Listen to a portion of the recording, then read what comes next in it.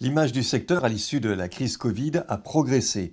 Elle est aujourd'hui bien meilleure qu'elle ne l'était auparavant et elle est bonne dans le grand public, 41% de bonne image mais surtout 62% de confiance et 91% d'utilité.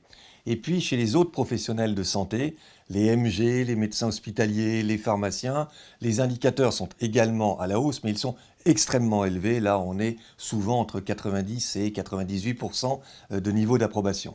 Alors il y a des dimensions très fortes que valorise le grand public.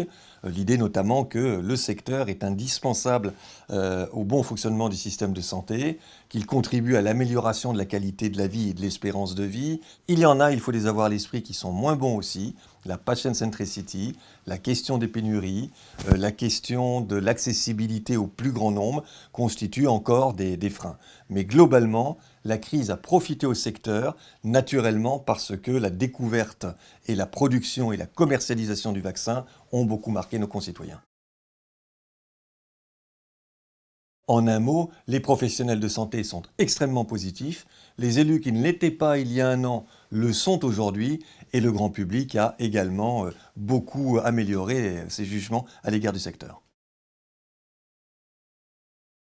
La confiance au niveau des vaccins en général, est forte et elle a progressé de 12 points.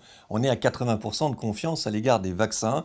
On voit très clairement aujourd'hui que dans l'opinion publique française, il y a un effet Covid qui a bénéficié au secteur et qui a bénéficié à la confiance envers les vaccins en général. Et on est aujourd'hui à des niveaux très élevés de confiance. Les axes d'amélioration se déduisent des points de force et des points de faiblesse.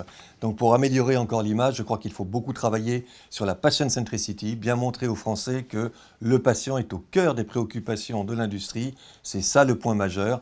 Il y en a d'autres qui peuvent s'y ajouter. Évidemment, lutter contre les pénuries de médicaments, ça fera du bien, mais c'est surtout la patient centricity qui doit être, je crois, le moteur principal.